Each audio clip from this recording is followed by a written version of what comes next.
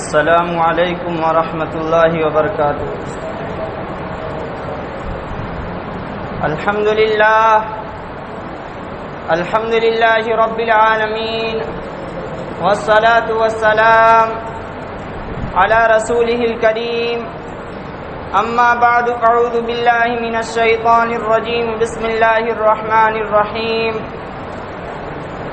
الم یجدک یتیما فآوی، صدق اللہ العظیم وصدق رسولہ النبی الکریم، ونحن على ذلك لمن الشاہدین وشاکرین والحمد للہ رب العالمین۔ اللهم صل على محمد وعلى آل محمد كما صليت على إبراهيم وعلى آل إبراهيم إنك حميد مجيد۔ اللهم بارك على محمد وعلى آل محمد كما باركت على إبراهيم وعلى آل إبراهيم إنك حميد مجيد۔ اللہ تعالیٰ کا شکر ہے کہ اللہ تعالیٰ نے ہم سب کو جمعہ کی نماز کے لیے آنے کی توفیق دی۔ میرے معزز دوستو، گزشتہ جمعہ میں آپ کو یہ بتا چکا ہوں کہ سرکار دو عالم صلی اللہ علیہ وسلم کی تشریف آوری کے لیے حضرت ابراہیم علیہ السلام نے اللہ تبارک و تعالی سے دعا مانگا۔ اللہ تبارک و تعالی نے ان کی دعاؤں کو منظور فرما کر کے حضرت محمد الرسول اللہ صلی اللہ علیہ وسلم کو حضرت آمنہ کے گود میں ڈال دیا۔ میرے معزز دوستو، اس لیے میں چاہتا ہوں کہ آج میں جناب محمد الرسول اللہ صلی اللہ علیہ وسلم کے کچھ بچپن کے حالات کا تذکرہ کروں، تاکہ آپ کو بھی اپنے پیارے پیغمبر جناب محمد الرسول اللہ صلی اللہ علیہ وسلم کے بچپن کے حالات سے واقفیت حاصل ہو سکے۔ خدا کی شان ہے کہ سرکار دو عالم صلی اللہ علیہ وسلم کی تشریف آوری سے پہلے ہی اللہ تبارک و تعالی نے آپ کے والد عبداللہ کا سایہ سر سے اٹھا لیا۔ آپ اس دنیا میں تشریف بھی نہیں لائے تھے، اس سے پہلے ہی اللہ تعالی نے حضرت محمد مصطفیٰ صلی اللہ علیہ وسلم کے والد کو اس دنیا سے اٹھا لیا۔ اسی لیے تو کسی شاعر نے کہا ہے، پیدا ہوئے تو باپ کا سایہ اٹھا دیا، گھٹنوں چلے تو داد آدم کا روانہ تھا، چلنے لگے تو مادر و ام ہو گئے جدا، ہر ایک سایہ سر سے یوں اٹھتا چلا گیا، سائے پسند نہ آئے پروردگار کو، بے سایہ کر دیا گیا اس سایہ دار کو۔ میرے معزز دوستو، دنیا میں جب بچہ روتا ہے تو ابو ابو یا ہائے امی کہہ کر پکارتا ہے، لیکن مولا کریم کی قدرت پر قربان جاؤ کہ حضرت محمد الرسول اللہ صلی اللہ علیہ وسلم نے اپنے والد عبداللہ کا سایہ اللہ تعالیٰ نے ان کے سر سے اٹھا لیا، اور آپ کو اس دنیا میں یتیم پیدا کیا گیا تاکہ دنیا کو معلوم ہو جائے کہ اس یتیم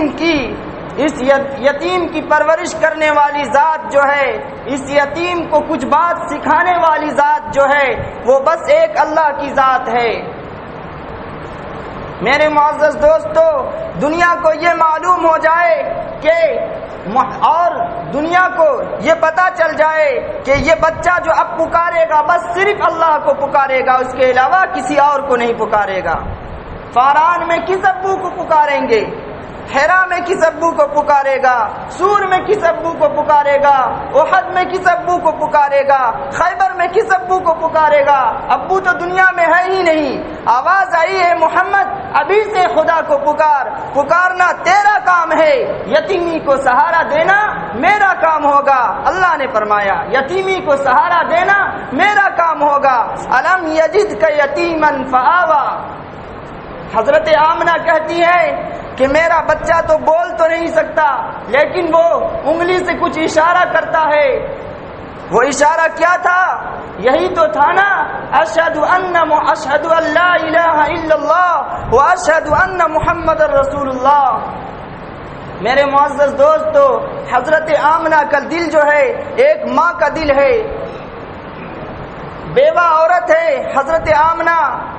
محمد الرسول اللہ صلی اللہ علیہ وسلم جب پیدا ہوئے، حضرت آمنہ سوچتی ہے کہ میں اس کی کس طرح پرورش کروں گی اور میں اس کو سلاؤں گی کہاں، اور وہ اس کے والد تو اس دنیا میں نہیں ہے، اگر اس کے والد زندہ ہوتے تو اس کے لیے عطر لا کر کے دیتا، اس کے لیے خوشبو لا کر کے محمد صلی اللہ علیہ وسلم کو لا کر کے دیتا، اور اس کو میں بنا سوار کر کے عبداللہ کو دیتا، اور عبداللہ گلیوں میں میرے بیٹے کو لے کر کے چلتے اور میں اپنے بچوں کو دیکھا کرتی۔ یہ تصورات تھے حضرت آمنہ کا۔ انہی تصورات میں حضرت آمنہ کھوئی ہوئی پکار اٹھتی ہے، کون میرے یتیمی کا سہارا بنے گا، میرے یتیم بچے کا سہارا بنے گا، کون ایسا شخص ہے؟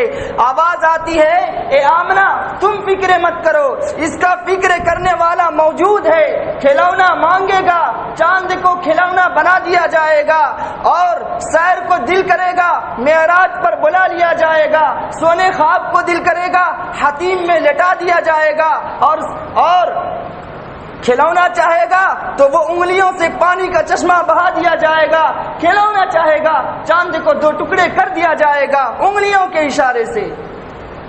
میرے معزز دوستو، آواز آتی ہے، آمنہ اس کا فکر تو مت کر، اس کا فکر کرنے والا موجود ہے۔ میرے معزز دوستو، محمد صلی اللہ علیہ وسلم جب پیدا ہوئے، اس کے بعد ان کے دادا اس کے گھر میں آئے۔ حضرت آمنہ اپنے گھر میں حضرت آمنہ کے پاس محمد صلی اللہ علیہ وسلم کے دادا آتے ہیں۔ کہا، بیوی اس کا نام کوئی سوچا؟ کہا، میرے دل میں تو بہت نام آیا، لیکن اندر سے بالکل آواز آتا ہے، محمد محمد محمد بڑی شان والا، عرب و عجم میں بڑی آن والا، اس لیے میں نے اپنے چاند سے بیٹے کا نام محمد رکھ دیا۔ میرے معزز دوستو، یہ کتنا پیارا نام ہے۔ یہودی کہتا تھا کہ محمد قابل مذمت ہے، اس کا مذمت کرنا چاہتا تھا، قابل تعریف نہیں ہے، لیکن میرے معزز دوستو، یہودی سے یہ پوچھا جائے، اے بدبخت تو کس کا نام لے رہا ہے؟ محمد کا نام لے رہا ہے۔ جب محمد کا نام تو لے رہا ہے، خود زبان سے بول رہا ہے کہ محمد قابل مذمت ہے، لیکن محمد جو ہے قابل مذمت نہیں ہے، بلکہ محمد کی زبان، محمد کا جو نام تو لے رہا ہے، تیرے منہ سے خود اس کی تعریف نکل رہا ہے۔ میرے معزز دوستو، کسی بھی شخص کا، کسی بھی چیز کا بوسہ لیا جاتا ہے، کوئی اچھا چیز ہوتا ہے اسی کا لوگ بوسہ لیتے ہیں، کوئی برا چیز ہو، کوئی گندی چیز ہو، اس کو بوسہ لوگ نہیں لیتے ہیں۔ محمد کا جب آپ نام لیں گے، چاہے برے نیت سے لیں چاہے اچھے نیت سے لیں، ان کی تعریف ہو جاتی ہے۔ اس لیے کہ جب آپ محمد بولیں گے تو سب سے پہلے لفظ میم آتا ہے، جب میم کو ادا کریں گے تو یہ ہونٹ جو ہے دوسرے ہونٹ میں جا کر کے ایک ہونٹ دوسرے ہونٹ کا بوسہ لیتا ہے، اور پھر اس کے بعد ہا آتا ہے، ہا کے بعد میم آتا ہے، پھر میم آئے گا، تو میم کو جب ادا کیا جائے گا، یہ ایک ہونٹ دوسرے ہونٹ میں جا کر کے، یعنی دوسرا ہونٹ ایک دوسرے کا بوسہ لے گا۔ محمد قابل مذمت نہیں ہو سکتا، محمد ہمیشہ کے لیے قابل تعریف ہے، چاہے دنیا کا کوئی شخص ہے، کوئی شخص بھی ہو، ہر ایک کے لیے محمد قابل تعریف ہے۔ ہر ایک شخص کے لیے محمد رحمت بن کر کے اس دنیا میں آیا، کسی کے لیے زحمت بن کر کے اس دنیا میں محمد نہیں آیا ہے۔ بہرحال حضرت آمنہ کہتی ہے کہ اس لیے میں نے اپنے چاند سے بیٹے کا نام محمد رکھ دیا، اس لیے کہ یہ نام بہت پیارا ہے۔ عبد المطلب حیران ہو جاتے ہیں، وجہ کیا ہے کہ میں نے اس نام کا بچہ پورے عرب میں نہیں سنا۔ حضرت آمنہ کہتی ہے، ابا آپ میرے ساتھ آئیں، میں آپ کو بچہ دکھاؤں گی۔ وہ ایسا حسین بچہ ہے، وہ ایسا خوبصورت بچہ ہے۔ عبد المطلب کو بچہ دکھایا جاتا ہے، عبد المطلب حیران ہو جاتے ہیں کہ ایسا میں ایسا خوبصورت بچہ، ایسا حسین بچہ پورے عرب میں نہ دیکھا۔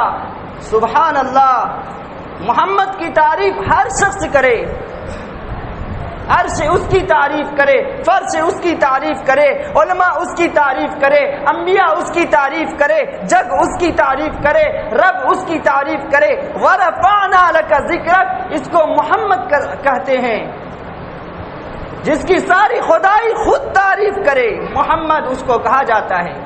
قرآن مجید میں جناب محمد الرسول اللہ صلی اللہ علیہ وسلم کو اسی نام سے موسوم کیا ہے، وما محمد الا رسول۔ اور کلمہ طیبہ میں بھی یہی نام آتا ہے، لا الہ الا اللہ محمد الرسول اللہ۔ آپ دنیا کے کسی بھی خطے میں چلے جائیں، دنیا کے کسی بھی کونے میں چلے جائیں، ہر جگہ آپ کو محمد کی تعریف ملے گا، اس لیے کہ جب مؤذن اذان پکارے گا، اس میں مؤذن خود کہے گا اشہد ان محمد الرسول اللہ۔ جہاں دنیا کے ہر خطے میں محمد کا نام بلند ہوتا رہتا ہے، اللہ کے بعد سب سے زیادہ تعریف حضرت محمد الرسول اللہ صلی اللہ علیہ وسلم کی تعریف ہر وقت دنیا میں ہوتا رہتا ہے۔ میرے معزز دوستو، اللہ تبارک و تعالی نے اپنے بعد کسی کو سب سے اونچا مقام دیا تو وہ حضرت محمد الرسول اللہ صلی اللہ علیہ وسلم کی ذات گرامی ہے، جن کا مقام کو، جن کے مرتبہ کو دنیا کے تمام انسانوں سے زیادہ، تمام جناتوں سے زیادہ، تمام فرشتوں سے زیادہ حضرت محمد الرسول اللہ صلی اللہ علیہ وسلم کو بنایا۔ تمام کائنات میں جتنی چیز ہے سب سے زیادہ مقام اللہ تعالیٰ نے محمد مصطفیٰ صلی اللہ علیہ وسلم کا دیا۔ اگر محمد کو اللہ تعالیٰ اس دنیا میں پیدا نہ کرتے، نہ زمین ہوتی، نہ آسمان ہوتا، نہ سورج ہوتا، نہ چاند ہوتا، نہ ستارے ہوتا، دنیا کی کوئی چیز نہ ہوتی۔ یہ محمد صلی اللہ علیہ وسلم کا صدقہ ہے، جن کے طفیل میں اللہ تعالیٰ نے اس دنیا کو، اس کائنات کو بنایا۔ اگر محمد صلی اللہ علیہ وسلم کا نام لینا، اللہ کا نام، اس کے بعد محمد مصطفیٰ صلی اللہ علیہ وسلم کا نام اس دنیا سے جب مٹ جائے گا، دنیا فنا ہو جائے گا، دنیا کا ایک بھی چیز کوئی دنیا میں رہے گا ہی نہیں۔ میرے معزز دوستو، بہرحال محمد مصطفیٰ صلی اللہ علیہ وسلم جب پیدا ہوئے اس دنیا میں، عرب کا یہ دستور تھا کہ بچوں کو لوگ دیہات میں بھیج دیا کرتے تھے۔ ان کی پرورش جو ہے دیہات کے ماحول میں رہ کر کے ہوتا تھا، تاکہ بچوں کے صحت میں دیہات کا تر و تازہ ہوا لگے۔ تو اس سال بھی حضور اکرم صلی اللہ علیہ وسلم کے در پر ایک عورت آئی، پہلے حضرت حلیمہ سے پہلے ایک عورت آئی محمد صلی اللہ علیہ وسلم کے گھر کے پاس اور دروازہ بجاتی ہے۔ حضرت آمنہ کہتی ہے، کون؟ کہا میں بچہ لینے کے لیے آئی ہوں۔ کہا ہاں بچہ تو ہے۔ کہا میں چاہتی ہوں، میں یہ پوچھنا چاہتی ہوں کیا اس کے والد زندہ ہیں؟ وہ عورت کہتی ہے۔ حضرت آمنہ کہتی ہے نہیں، اس کے والد تو زندہ نہیں ہیں، حیات سے نہیں ہے، بلکہ یہ بچہ یتیم ہے۔ وہ عورت نے سنا کہ یہ بچہ یتیم ہے تو وہ چھوڑ کر کے چلی گئی، وہ عورت چلی گئی کہ یہ بچہ یتیم ہے، یہاں سے کیا ملے گا؟ میرے معزز دوستو، غور کرنے کی بات ہے، ہم لوگ بھی آج ہمارے اندر بھی بہت سارے عاشق رسول ہیں جو مکہ مکرمہ جاتے ہیں، مدینہ منورہ جاتے ہیں، اور جا کر کے اسی عورت کے طرح لاکھوں روپے خرچ کر کے اسی عورت کی طرح واپس چلے آتے ہیں، جس کو محمد صلی اللہ علیہ وسلم تک وہ پا بھی نہیں سکتی ہے، وہ عورت پہنچ بھی نہیں سکتی ہے۔ اسی طرح ہم بھی پہنچتے ہیں لیکن ہمیں کچھ بھی حاصل نہیں ہوتا ہے۔ خود تو کہلاتے ہیں عاشق رسول، لیکن مدینہ منورہ پہنچتے ہیں، امام مسجد مدینہ منورہ کے امام کے پیچھے ہم بہت سارے لوگ ایسے ہیں جو نماز نہیں پڑھتے۔ اس سے پوچھا جاتا ہے بھائی آپ یہ بتائیں کہ آپ نماز کیوں نہیں پڑھتے؟ وہ جواب میں دیتے ہیں یہ جو امام ہے نا، یہ گستاخ ہے، یہ گستاخ نجدی ہے، اسی وجہ سے میں اس کے پیچھے نماز نہیں پڑھتا ہوں۔ ان سے پوچھا جائے آپ بتائیں کہ آپ اپنی مسجد میں اس کو امام رکھو گے جو تمہارے من کے مطابق نہ ہو، تمہارے خلاف ہو، کیا اس کو اپنی مسجد میں امام رکھو گے؟ وہ کہے گا نہیں، ہرگز نہیں، میں ایسے شخص کو امام نہیں رکھ سکتا ہوں۔ اس سے پوچھو کہ امام حضور اکرم صلی اللہ علیہ، اس کو بتاؤ کہ حضور اکرم صلی اللہ علیہ وسلم کی مسجد میں امام وہی رہ سکتا ہے جو خدا کو پسند ہو، بیت اللہ میں امام وہی رہ سکتا ہے جو خدا کو پسند ہو۔ اسی عورت کی طرح ان کا عقیدہ صحیح نہیں تھا جس کی وجہ سے یہ بھی حضور صلی اللہ علیہ وسلم کی مسجد میں پہنچتے ہیں اور نماز نہیں ادا کرتے ہیں۔ تو میرے معزز دوستو، اسی کو بدبختی کہا جاتا ہے۔ بہرحال وہ عورت حضرت آمنہ کے پاس سے واپس چلی جاتی ہے۔ اس کے بعد ایک عورت آتی ہے جس کا نام حلیمہ ہے۔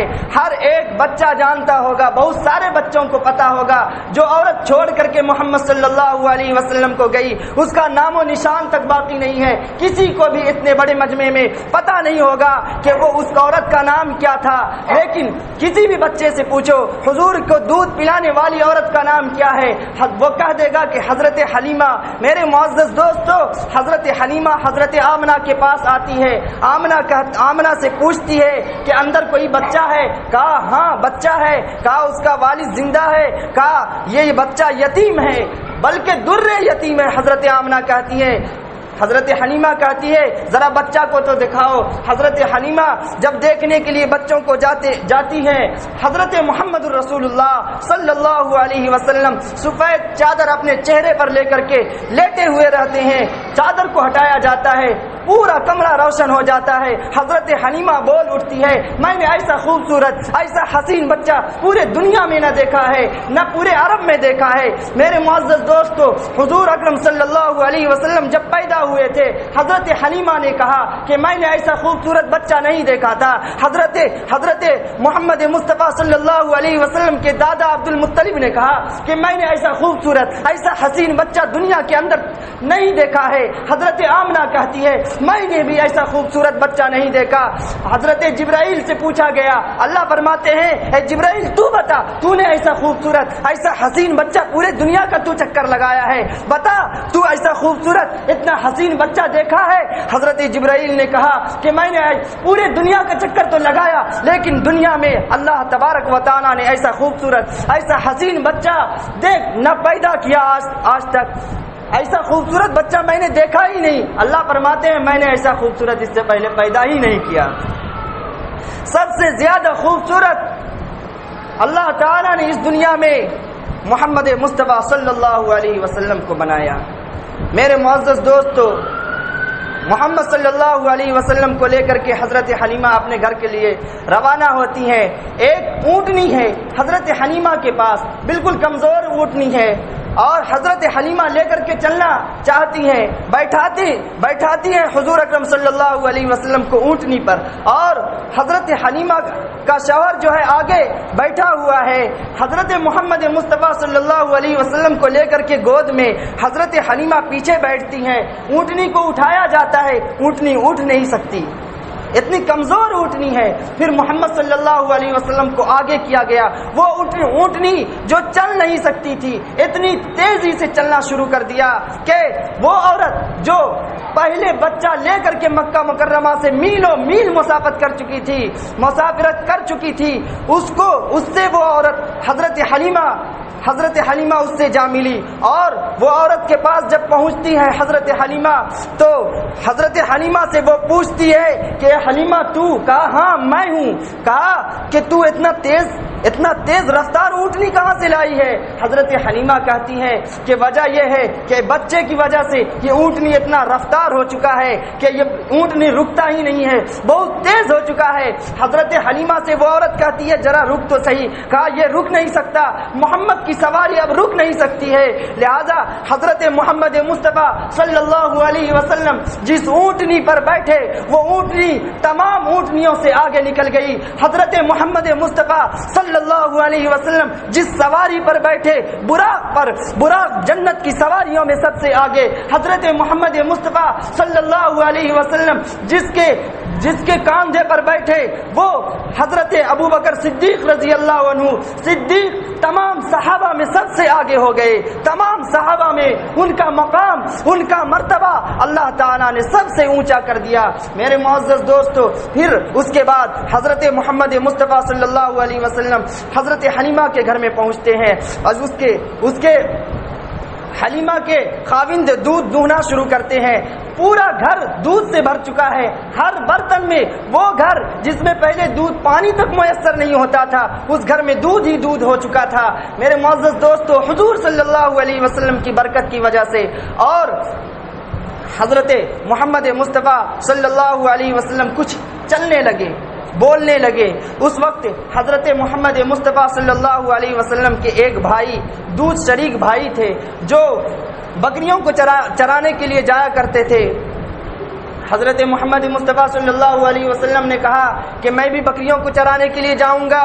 اس سے وہ بھائیوں نے منع کیا، اے محمد تو نہ جا، وہاں بھیڑیا رہتا ہے۔ لہذا حضور اکرم صلی اللہ علیہ وسلم اصرار کر کے چلے گئے بکریوں کو چرانے کے لیے۔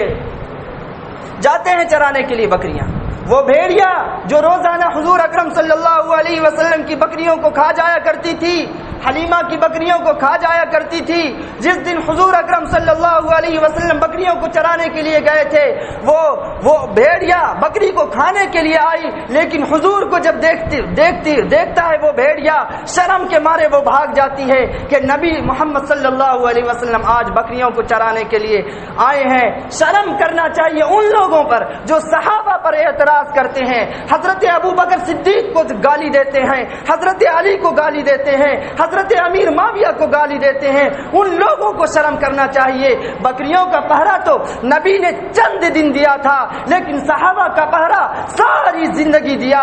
میرے معزز دوستو، صحابہ کا مقام اتنا اونچا بتایا اللہ کے نبی محمد مصطفیٰ صلی اللہ علیہ وسلم نے کہ دنیا کا تمام بزرگ مل کر کے بھی